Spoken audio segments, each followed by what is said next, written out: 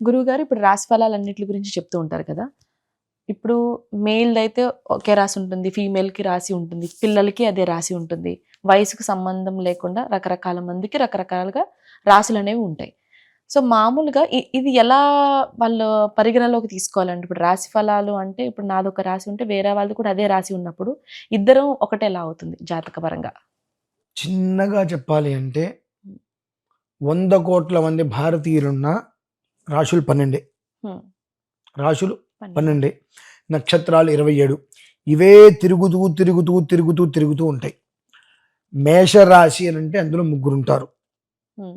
అశ్విని, భరణి, కృత్తిక కలిస్తే మేషరాశి. హ్మ్. ఇప్పుడు మనం ఒక రాశి గురించి చెబుతున్నప్పుడు ఆ రాశి లక్షణాలు చెప్తాం. నక్షత్ర లక్షణాలు మనం చెప్పం. హ్మ్. ఆ రాశి గురించి మనం 9 పాయింట్లు చెప్తే ఆ 9 పాయింట్లు ఆ 3 నక్షత్రాల వాళ్ళకి ఆపాదిస్తాయి. మీరేమంటారు? నేను మీ రాశి గురించి చెప్తే నేను చెప్తే ఏమండి నా రాశిలో ఈ 3 కలిసాయి అంటారు. నీ నక్షత్రానికి 3 కలిసాయి. హ్మ్. నీ రాశి వేరు. నీ రాశిలో నీ నక్షత్రం వేరు. నేను నీ నక్షత్రం గురించి చెప్పలే. ఆ రాశికి ఉండేటువంటి లక్షణాలు చెప్పా.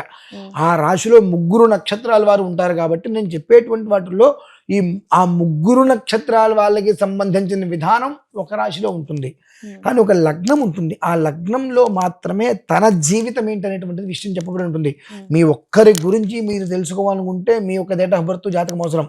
నా రాశి ఏంటి, ఎలా ఉంది అనుకోవడానికి మీ రాశి గురించి నేను చెప్పట్లా. ఆ రాశి ప్రభావం, రాశి ప్రభావం. ఓకే. ఆ రాశి గమనం ఎలా ఉంది, ఇది మీ రాశి అండి మీ రాశి ఎలా ఉంటుందో నేను చెప్పట్లే. ఈ నెలలో ఈ రాశి ఎలా ఉండబోతుంది, ఆ రాశి యొక్క తత్వం ఏంటి, ఆ రాశి లక్షణం ఏంటి, ఆ రాశి ఏ రకంగా అది వర్ణన తిరగబోతుంది, సో అది ఎట్లా ఉంటుంది, ఆ రాశిలో గల నక్షత్రాల వారు ఎవరైతే ఉంటాయో వారందరికీ కూడా అవి ఏర్పడటం జరుగుతుంది. మన రాశి ఫలాలు ఈ రకంగా తీసుకోవాలి మనం.